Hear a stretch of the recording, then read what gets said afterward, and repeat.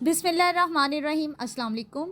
आज हमारा third lecture होने जा रहा है और ये लेक्चर इस लिहाज से बहुत इम्पॉर्टेंट है कि हम इसमें कुछ टिप्स एंड ट्रिक्स शेयर करेंगे जो कि इंग्लिश कंटेंट वालों के लिए बेहद हेल्पफुल होंगी, और इसके साथ साथ हम कीवर्ड्स के बारे में बहुत से डिटेल से बताया जाएगा जो कि एसईओ के लिए बेहद इम्पॉर्टेंट है। एसईओ यानी सर्च इंजन ऑप्टिमाइजेशन, ऐसे कि आप जानते हैं, और ये किसी भी कंटेंट के पावरफुल बनाने के लिए सबसे अहम होती हैं कीवर्ड रिसर्चेस वगैरह। ये सारा कुछ जो है आज की वीडियो में कवर होगा और आपको पता चलेगा कि आप किन किन टूल्स की मदद से जो है कंटेंट राइटिंग कर सकते हैं, और इस यानी कि आपको इंग्लिश ना भी आती हो फिर भी आप इसे बेहतर तौर से कर सकते हैं।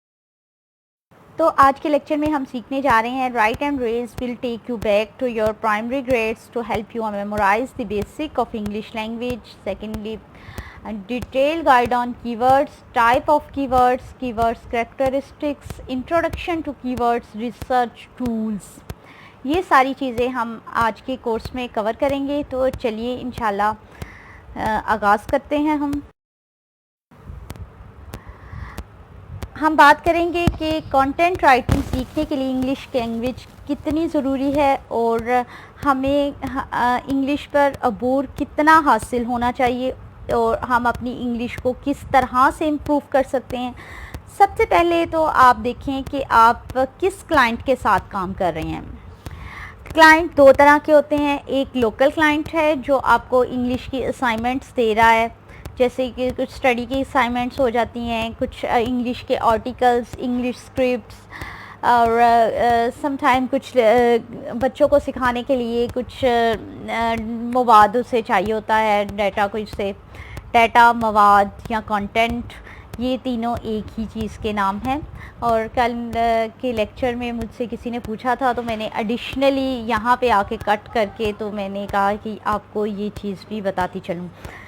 ठीक है, अब हम अपने लेक्चर की तरफ आते हैं। तो अब हमारे पास दो तरह के क्लाइंट हैं। एक है लोकल क्लाइंट, इसके बाद हम फाइवर पे एक क्लाइंट ढूंढते हैं या अपवर्क पे ढूंढते हैं। बहुत सारी वेबसाइट्स हैं, आपको मोस्टली आप लोगों को फाइवर या अपवर्क के बारे में या guru.com 5-6 साइट्स के बारे में इंफॉर्मेशन होगी, लेकिन इस तरह की आपके अगर जब आप सर्च करेंगे या फिर आपको मैं वो सारी डिटेल प्रोवाइड करूँगी इस साइट की जब उसका लेक्चर होगा, तो इस तरह की लाखों वेबसाइट्स हैं जो कि क्लाइंट्स को हायर करके काम करवाती हैं। तो उन साइट्स पे आपको पाकिस्तानी क्लाइंट्स के अलावा, कस्टमर्स के अलावा, जो आपको वेस्टर्न ऑडियंस और वेस्टर्न कस्टमर और इंटरनेशनल ऑडियंस मिलेगी, जिनके लिए आपने लिखना है। दो तरह के मैंने बताया ना, आपने लिखना है। जब आप एक लोकल क्लाइंट के लिए लिखते हो तो आपको बेसिक इंग्लिश की ज़रूरत होती है, और इसके अलावा आपको ट्रिक्स की ज़रूरत होती है। ट्रिक्स चाहिए होती हैं आपको। लेकिन जब आप इंटरनेशनली किसी क्लाइंट के साथ डीलिंग कर रहे होते हो तो आपको फ्लूएंट इंग्लिश चाहिए होती है, और रिटन लेवल जो होता है इंग्लिश का वो आपका हाई होना चाहिए। एक्सक्यूज़ मी, ना सिर्फ आपका रिटन लेवल हाई होना चाहिए बल्कि आपसे जो क्लाइंट आपसे डीलिंग कर रहा होता है, और ज़रूरी नहीं है कि वो आपसे हैंड रिटन में ही डीलिंग करे, वो सम टाइम फ़ोन कॉल पे भी डीलिंग होती है। तो आपको इसके साथ साथ इंग्लिश की जो होती है स्पीकिंग स्किल्स हैं वो भी आपकी हाई होनी चाहिए। मैं यहाँ पे अब बात करूँगी लोकल क्लाइंट्स की, कि आप लोकल क्लाइंट्स को किस तरह से कितनी बेसिक इंग्लिश प्रोवाइड कर सकते हो और किस तरह की ट्रिक से आप एक अच्छा आर्टिकल बना के उसको रिप्रेजेंट कर सकते हो। लेकिन इससे पहले मैंने कुछ टिप्स आपके सामने स्क्रीन पे आ रही होंगी, वो आप टिप्स देखिए, उन टिप्स पे अमल कीजिएगा, और टिप्स पे भी अमल करें और ट्रिक्स पे भी अमल करें। इंशाल्लाह आप एक बेसिक कंटेंट राइटिंग जो है इंग्लिश में सीखने में कामयाब हो जाएंगे। अच्छा, इंग्लिश बेसिक कंटेंट राइटिंग के पहले मैं आपको बता देती हूँ कि इनकी बेसिक्स चीज़ क्या है। सबसे पहले आपने कोई भी कंटेंट लिखना है, चाहे वो इंग्लिश में हो, यहाँ पे उर्दू वाले भी सुन लें, चाहे वो उर्दू में हो, आपके पास रिसर्च होनी चाहिए। फॉर एग्ज़ाम्पल इंग्लिश का एक आर्टिकल लिखने जा रहे हैं, वो रिसर्च बेस्ड हो, यानी कि आपने उसको जो टॉपिक है उसको लेके गूगल पे जाना है, गूगल पे जाके आपने उसको सर्च करना है, उस टॉपिक को, उसके नीचे रिलेटेड कितने भी आर्टिकल्स, पहले पेज पे, दूसरे पेज पे, फिर आप 5वें 6ठे पे चले जाएं, 10वें पे भी चले जाएं, तकरीबन आपने कोई 10 के आर्टिकल्स को लेके अलग कर लेना है, उनको आपने रीड करना है। इससे एक तो होगा कि आपकी रीडिंग पावर भी अच्छी हो जाएगी, और दूसरा होगा आपके पास रिसर्च का बहुत ज़्यादा मवाद हो जाएगा। अब हमारे पास अगली चीज़ आ जाती है कि बिज़नेस गोल या राइटिंग गोल। आपके पास राइटिंग गोल क्या है, आप किस क्राइटेरिया में रह के जो है लिखना चाहते हैं।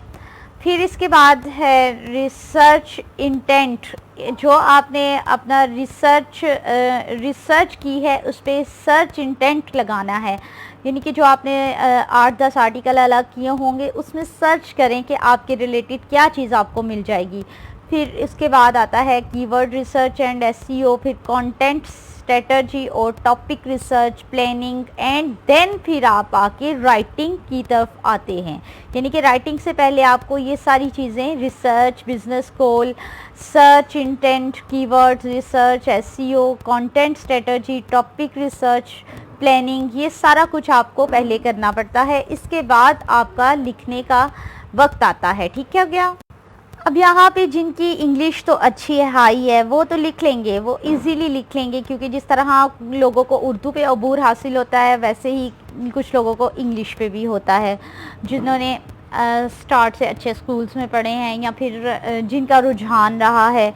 लेकिन यहाँ पे मेरे पास इस टाइम क्लास में काफ़ी सारे उर्दू स्पीकिंग भी हैं और वो उर्दू में ही करना चाहते हैं, लेकिन ये लेक्चर उनके लिए भी बहुत अहम है, क्योंकि इसमें मैं एक ऐसी ट्रिक बताने जा रही हूँ जिसको सीख के आप इंग्लिश में भी लिख पाएंगे। ठीक है क्या।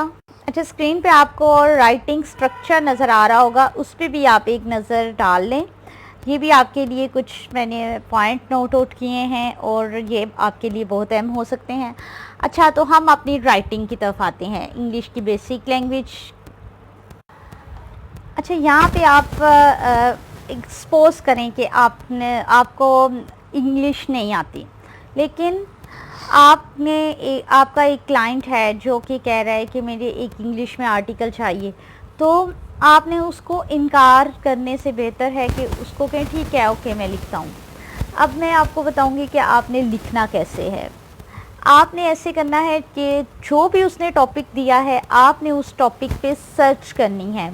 इसके लिए आपको बेसिक इंग्लिश आनी चाहिए। यहाँ पे मैं आपको ये चीज़ बता रही हूँ कि आपको इंग्लिश में एक्सपर्ट होना ज़रूरी नहीं है, आपको बेसिक इंग्लिश आनी चाहिए।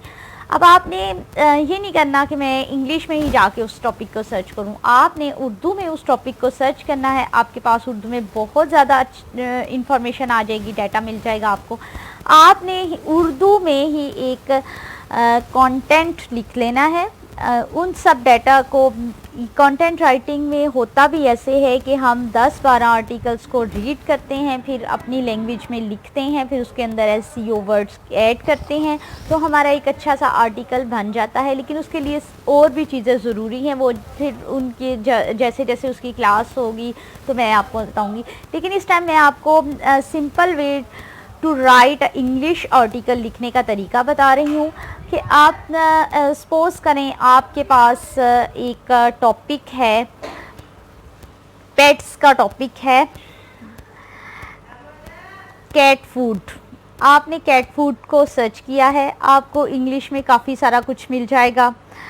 अब कैट फूड जैसे ही आप लिखेंगे गूगल पे तो आपके पास नीचे काफ़ी सारे ऑप्शन भी आ जाएंगे, तो आपने अपनी रिलेटेड सर्च को करना है। अब आप जैसे ही कैट फूड लिखेंगे तो नीचे आपके पास कैट फूड के पैकेट्स आ जाएंगे, उसमें कितनी ग़िज़ाइयत है और कैट फूड कौन सा कैट फूड बेस्ट है और हेल्दी है, ये सारा कुछ आ जाता है। अब आपने इस कैट फूड के बारे में चाहे आप उर्दू में सर्च कर लें, अगर आप उर्दू में भी सर्च करें, एक पेज आप उर्दू में निकाल लें, एक पेज इंग्लिश में निकाल लें, उन सबको पढ़ें। फिर आपने अपने अल्फाज में एक आर्टिकल लिखना है कि cat food buy is the best. आपने वो आर्टिकल उर्दू में लिख लिया, फिर आपने जाना है सीधा गूगल ट्रांसलेटर में। मैं किसी और ट्रांसलेटर को प्रेफर नहीं करती, बहुत सारे अच्छे और प्रीमियम ये ट्रांसलेटर मौजूद हैं, लेकिन वो फिर जब आप एक लेवल अप हो जाते हैं, जब आप अच्छी अर्निंग करना स्टार्ट हो जाते हैं, आपके पास मज़ीद अच्छे आर्टिकल्स क्लाइंट्स आ जाते हैं, तो मैं ये रेफ़र करूँगी तब। अभी आप सिर्फ इसी पे रिलाई करें। आपने करना ये है कि आपने गूगल ट्रांसलेटर पे जाके उसको ट्रांसलेट कर लेना है इंग्लिश में। अब आपको बेसिक इंग्लिश और ग्रामर आती है। आपने फिर करना ये है कि अगर आपको वो ग्रामर आती है तो आपने जो भी ग्रामर की मिस्टेक्स हैं, आपने वो मिस्टेक्स ठीक करनी है, क्योंकि अक्सर इस तरह से होता है जब हम गूगल पे ट्रांसलेट करते हैं तो वो ही शी जो है वो चेंज हो जाता है। वो शी को अक्सर वो शी बना देते हैं और शी को ही बना दिया जाता है। इसके अलावा बहुत सारी चीज़ें, जिस तरह से मैं उस दिन देख रही थी एक पोस्ट के जिगर मुरादाबादी, तो लिवर उसकी इंग्लिश ट्रांसलेशन हो जाती थी लिवर। तो आपने इन चीज़ों का जो है ख़ास ध्यान रखना है। और इसके साथ साथ आपने करना ये है कि आप एक ग्रामर चेकिंग पे जाएं। बहुत सारे ग्रामर चेकर मौजूद हैं। मैं इस टाइम आपको बेस्ट ग्रामर चेकर बता जा रही हूँ, जो कि फ्री भी है और ऑनलाइन भी। ये है grammarly.com।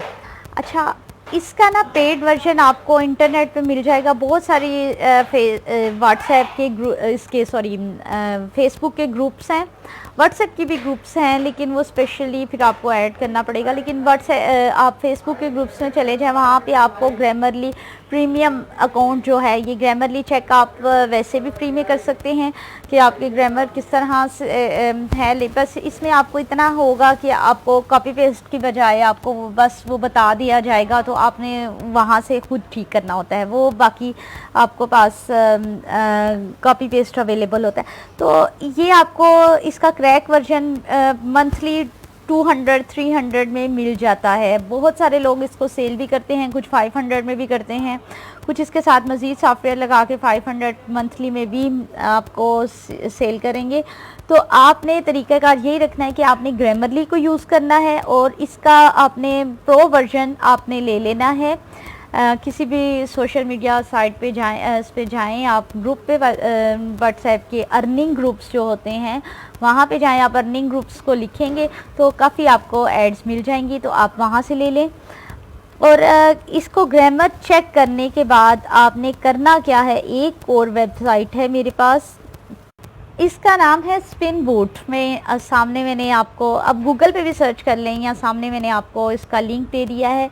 आपने करना ये है, आपने स्पिन बूट पे जाना है। जैसे ही आप स्पिन बूट पे जाएंगे तो अब इस स्पिन बूट के करता क्या है, स्पिन बूट आपका लिखा हुआ आर्टिकल जो है वो बिल्कुल रिटर्न कर देता है।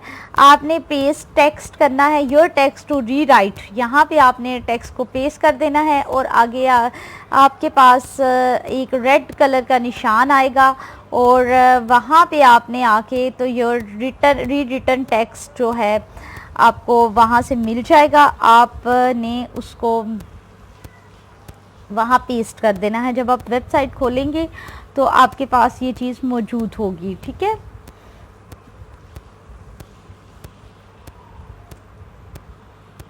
तो अब ये जब रिटर्न हो जाएगा तो आपने फिर एक बार से दोबारा इसकी करनी है ग्रामर चेकिंग, स्पेल चेक करने हैं, ग्रामर चेकिंग करनी है और एक दफ़ा उसको पढ़ लेना है कि आपका एक अच्छा सा आर्टिकल तैयार हो गया है। तो फिर आपने इसको जाना है आपने प्लेजरिज्म चेकर टूल पे, जो कि आपको मैं अभी नेक्स्ट आने वाले लेक्चर में डिटेल से बताऊंगी। तो वो कौन सा वाला होगा जो मैं एक स्पेशल रेफ़र करती हूँ, वो भी हम उसी में डिस्कस करेंगे, और किस तरह से हम प्लेजरिज्म चेक करेंगे ये हमारा उसी जो है लेक्चर में होगा। फिर आपने प्लेजरिज्म चेकर टूल पे जाना है, वहाँ से प्लेजरिज्म चेक करना है, फिर प्लेजरिज्म को रिमूव करने का तरीका भी वहाँ पे होता है। तो ये सारा प्रोसेस करने के बाद जब आप एक इंग्लिश का अच्छा आर्टिकल अपने क्लाइंट को भेजेंगे, तो कभी हो ही नहीं सकता कि वो क्लाइंट दोबारा आपसे वर्क ना करे, दोबारा आपसे काम ना ले, और एक आपको अच्छी हैंडसम अमाउंट ना मिल पाए। यही काम अच्छा मैं आपको बताती हूँ। अच्छा, ये चीज़ आप अपने ब्लॉग के साथ भी अप्लाई कर सकते हैं। अच्छा, मैं आपको यहाँ पे एक ब्लॉग्स के लिए मटेरियल लिखने का तरीका भी यही बता देती हूँ कि आपका अगर एक ब्लॉग है, आपको सबसे लेटेस्ट न्यूज़ चाहिए, तो उस लेटेस्ट न्यूज़ के लिए आप कहाँ जाएंगे? आपने जाना है गूगल पे। कहाँ पे? गूगल न्यूज़ पे। गूगल न्यूज़ के सामने आपके पास स्क्रीन पे नज़र आ रही हो। गूगल न्यूज़ एक ऐसी वेबसाइट है जहाँ पे आपको टॉप स्टोरीज़ मिलती हैं, सबसे लेटेस्ट न्यूज़ मिलती हैं, सबसे लेटेस्ट आर्टिकल्स मिलते हैं। आपने अपनी चाहे वो आर्टिकल्स की है, चाहे वो न्यूज़ की है, आपने जाना है यहाँ पे गूगल न्यूज़ से अपने अपना आर्टिकल उठाना है, आपने जाना है फिर स्पिन बोर्ड पे जाके उसको रीराइट कर देना है। रीराइट करने के बाद आपने ग्रामरली पे जाके उसको ग्रामरली चेक करके फिर उसका प्लेजरिज्म चेक करना है। प्लेजरिज्म चेक करने के बाद आपका आर्टिकल इस तरह से बन जाता है कि आप उसको पब्लिश कर दो। लेकिन यहाँ पे एक चीज़ ठहर जाए, आपने ये काम तो कर लिया, ठीक है, आपका एक आर्टिकल बन गया है, लेकिन इसके अंदर किस चीज़ की कमी है? जी हाँ, बिल्कुल, इसके अंदर है SEO की कमी। SEO वर्ड्स आपके पास होने चाहिए। जैसे कि मैंने कल के लेक्चर में आपको बताया कि आपने SEO वर्ड्स इसमें जो है कल का जो आपने आर्टिकल लिखा है, आज मैं आपको उस आर्टिकल के अंदर SEO वर्ड्स ऐड करने सिखा रही हूँ। तो अब चलते हैं हम SEO वर्ड्स के बाद, ताकि हमारा एक अच्छा आर्टिकल लिखा जा सके। अब SEO का चलें वो मैं उसके साथ ही आपको बताती हूँ, उसकी स्लाइड आगे ले आऊँ।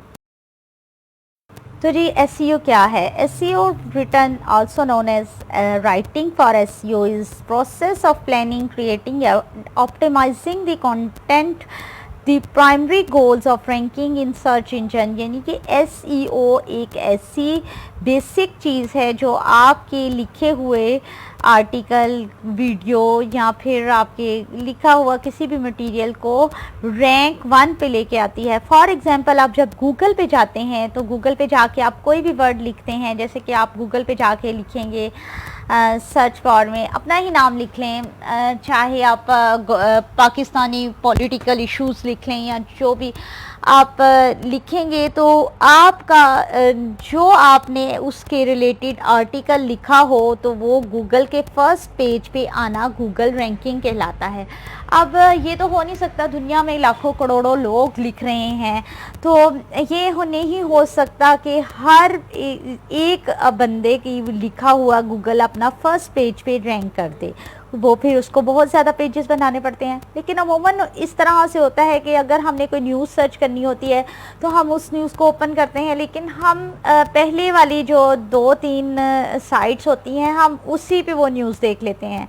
और फिर अब जो न्यूज़ साइट बनाने वाला वो बंदा कहता है कि मैंने अपनी जो है ये जो मैंने अपना एक साइट बनाई है, अपना आर्टिकल लिखा है, अब मेरा वो रैंक 1 पे आ जाए ताकि लोग उसी को देखें। अब रैंक 1 पे लाने के लिए तरीका होता है SEO, यानी कि सर्च इंजन ऑप्टिमाइजेशन। अब सर्च इंजन ऑप्टिमाइजेशन के ज़रिए इसके हमें कीवर्ड्स इसमें ऐड करने होते हैं, प्रॉपर इसकी SEO करनी होती है। इसकी SEO 2 तरह की होती है, ऑन पेज SEO और ऑफ पेज SEO। इसकी भी मैं आपको डिटेल बताऊंगी। तो इतना समझ लें कि हमें अगर अपने लिखे को बहुत ज़्यादा वायरल करना है तो उसके लिए हमारा एसईओ ज़रूरी है। ये है एसईओ की डेफिनेशन। आगे चलते हैं।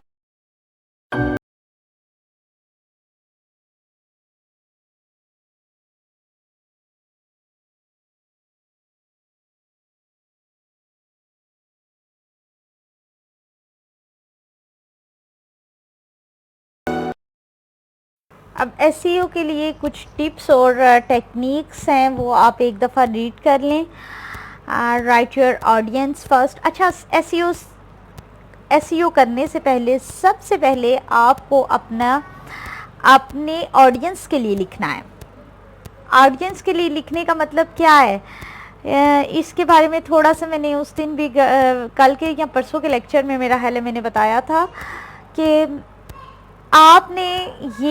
आपने जब कुछ लिखना है या फिर आप अपने ब्लॉग के लिए लिख रहे हैं या किसी क्लाइंट के लिए लिख रहे हैं, तो सबसे पहले आपने देखना है कि आप किस ऑडियंस को टारगेट कर रहे हैं।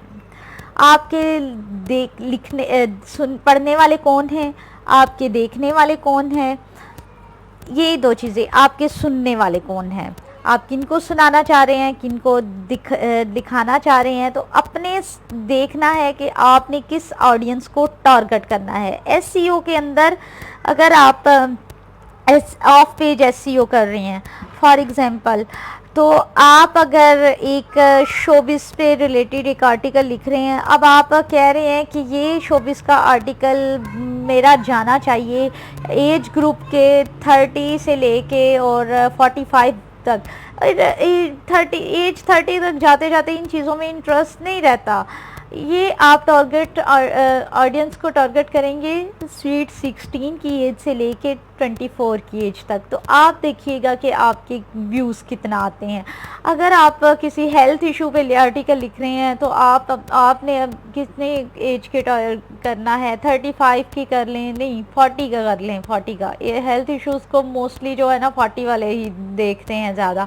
40 से लेके 45 या 55 कर लें आप, तो देखिएगा आपका कितने व्यूज़ आते हैं आपके अच्छा, गूगल का लॉगरिथम क्या करता है, यहाँ पे मैं आपको एक चीज़ बताना चाहूँगी कि गूगल का लॉगरिथम किस तरह से काम करता है। गूगल का लॉगरिथम जैसे ही आप कोई एक यूट्यूब की वीडियो अपलोड करते हैं या कोई भी आर्टिकल आप लिख के अपने ब्लॉग पे भेजते हैं, तो गूगल के लॉगरिथम में सबसे पहले किस बंदों को जाता है। सबसे पहले आपका वो लिखा हुआ और आपका वो शो सामने, यानी कि इत्तफाकिया तौर पे आपकी वीडियो या उन लोगों को शो होती है जिनके साथ आपका ज़्यादा इंटरेक्शन होता है।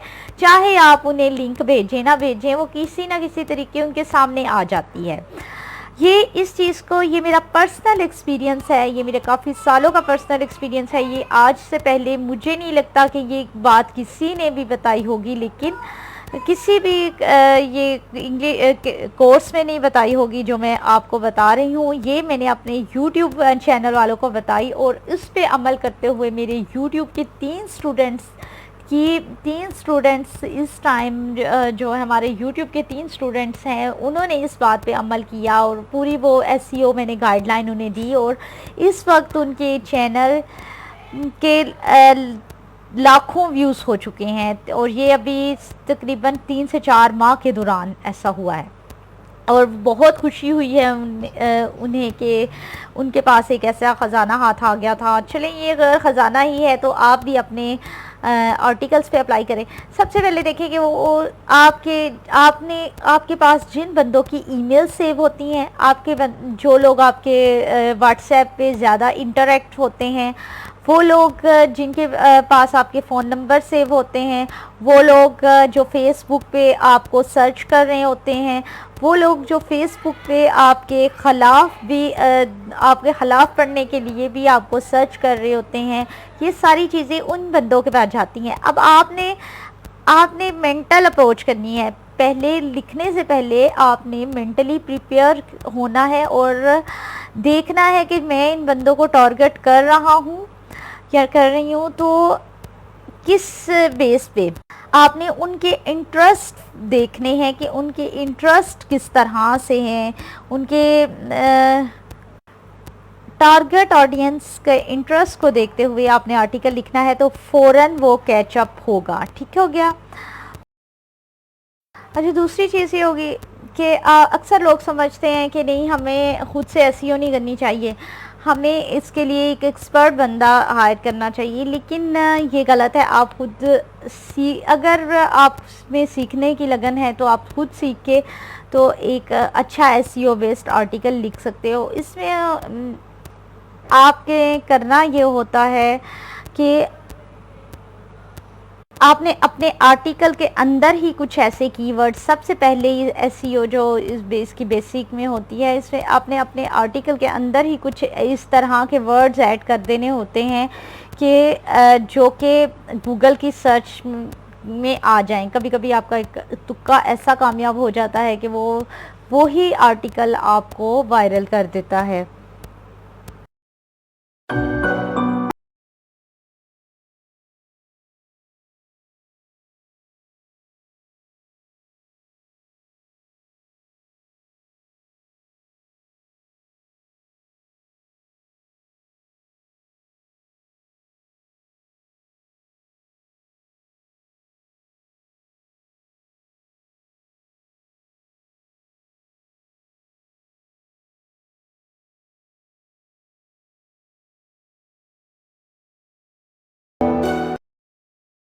अब एसईओ करने से पहले आपने कुछ वर्क करने हैं। सबसे पहले तो एक क्वेश्चन आंसर टूल बना लें। आप जिस भी सब्जेक्ट पे लिख रहे हैं, आप पॉलिटिक्स पे लिख रहे हैं, अब पॉलिटिक्स के रिलेटेड कुछ ऐसे आंसर क्वेश्चन आप अपने माइंड में रेडी कर लें, या फिर आप अपने एक नोट पैड लें, उस पे लिखें कि अगर आप गूगल पे सर्च करेंगे, मैं पॉलिटिक्स पे लिख जा रही हूँ या जा रहा हूँ, तो मैं गूगल पे वो सवाल जवाब किस तरह सर्च करूँगी। यानी कि आजकल जो सिनेरियो चल रहा है, हमारे इमरान खान साहब उतर चुके हैं और शहबाज शरीफ वज़ीर आज़म बन चुके हैं, तो अब आप पॉलिटिक्स पे लिखने जा रहे हो, आप इमरान खान की फेवर में लिखने जा रहे हो और शहबाज शरीफ के अगेंस्ट लिखने जा रहे हो, तो सबसे पहले आपने अपना एक आंसर क्वेश्चन सेव करना है कि आपने पहले देखना है कि इमरान खान को एक सोशल मीडिया और इंटरनेट पे बहुत सारी टारगेट ऑडियंस जो है वो टारगेट हिट करती है। अब आपने ये नहीं देखना कि मेरी फेवर किस में है। यहाँ पे आपने जब आर्टिकल लिखना है एक में, आपने बिल्कुल न्यूट्रल होके लिखना है। चाहे आपको कुछ सम टाइम कुछ इस तरह के आर्टिकल्स भी लिखने के लिए मिल सकते हैं, हाँ, यही सोच लें अगर आप नून लीग के हैं तो आपको नून लीग के अगेंस्ट आर्टिकल लिखने को मिल जाए, तो आपने उसमें अंदर अपना बुग़्ज़ शामिल नहीं करना, आपने न्यूट्रल रहते हुए लिखना है, क्योंकि आपने लिखना है और पैसे लेने हैं 10। अब आपने करना ये है कि आप एक कुछ ऐसे सवाल जवाब कर लें, यानी कि इस तरह का सवाल लिख लें कि क्या इमरान खान दोबारा वज़ीर आज़म सेलेक्ट होगा। अब ये क्वेश्चन आप जाके तो गूगल पे लिखें। अब गूगल के नीचे आपके पास जो पहली सर्च में, जो पहली 3 सर्चेस में जो आएगा लिखा हुआ, उसके अंदर से आपको अपना एक कीवर्ड टूल मिल जाएगा, क्योंकि आप ये वाला लाइन या ये वाला सवाल लाजमी अपने आर्टिकल में लिखेंगे और उसके अंदर से आपको टूल, अब आपको समझ आ रही है कि ये टूल्स कैसे निकालने हैं अपने एसईओ वर्ड्स। अब इसके अलावा साथ साथ आपने ना सोशल मीडिया पे एक ग्रुप बना लें अपना। सारे हर राइटर का अपना ग्रुप होता है। फिर आपने जो आर्टिकल या जो आपने लिखना हो, एक दिन पहले आप इस तरह करें, आपने टॉपिक सोच लें। आपने ऑडियंस को नहीं बताना कि मैं ये लिखना है, आप उस ऑडियंस से राय लें उसके बारे में। कुछ ऐसे वर्ड्स में राय लें कि अगर आपकी ऑडियंस गूगल पे ये चीज़ सर्च करती है तो वो किन अल्फाज में सर्च करेगी, तो आपको वो की मिल जाएगी जो आपने अपने आर्टिकल के अंदर ऐड करनी है। तो बहुत सारे आंसर क्वेश्चंस जो हैं वो आपके कंटेंट को बेहतर तौर पे एक कीवर्ड्स के साथ अटैच कर देते हैं। अब आपने इन कीवर्ड्स को किस तरह से आर्टिकल्स के अंदर ऐड करना है, ये हमारे मेरे ख्याल है अगले 1-2 लेक्चर्स का मौजू है। तो आपने इस तरीके से आपने कीवर्ड्स सर्च करने हैं। सर्वे बना लें, एक लोगों से सर्वे, आप कुछ इस तरह का लिखना चाहते हैं आप, या कुछ इस तरह की यूट्यूब की वीडियो बनाना चाहते हैं, या किसी क्लाइंट के लिए कुछ ऐसा लिखना चाहते हैं कि आप चाहते हैं कि ये ज़्यादा से ज़्यादा ऑडियंस इसे देखे, ज़्यादा से ज़्यादा ऑडियंस उसे पसंद करे, तो उसकी 3 से 4 दिन पहले प्रिपरेशन होती है। अब आपने लिखना नहीं है, आपने उसकी प्रिपरेशन करनी है, आपने उसके कीवर्ड सर्च करने हैं, कीवर्ड्स को टारगेट करना है। आपने किस तरह से टारगेट करना है वो मैंने आपको बताया है।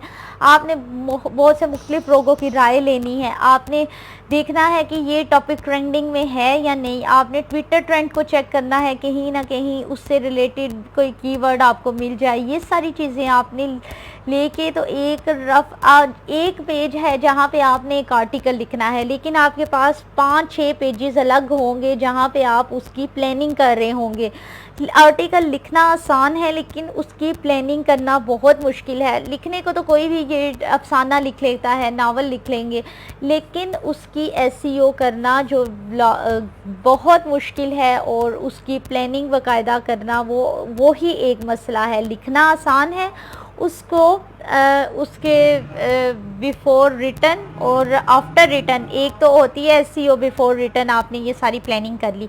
अब एक ऑफ पेज एसईओ होती है जिसमें आप आर्टिकल लिख देते हैं, आप अपने ब्लॉग पे लगा देते हैं। अब ब्लॉग के पेज की आपने ऑफ पेज एसईओ करनी होती है, और ऑफ पेज एसईओ में आपने वहाँ पे टाइटल लगाना होता है, उसमें अपने कीवर्ड्स लगाने होते हैं। वो भी सारा जब हम एक आर्टिकल के अंदर ये कीवर्ड्स अटैच कर देंगे तो उसके बाद हम ऑफ पेज एसईओ पे आएंगे।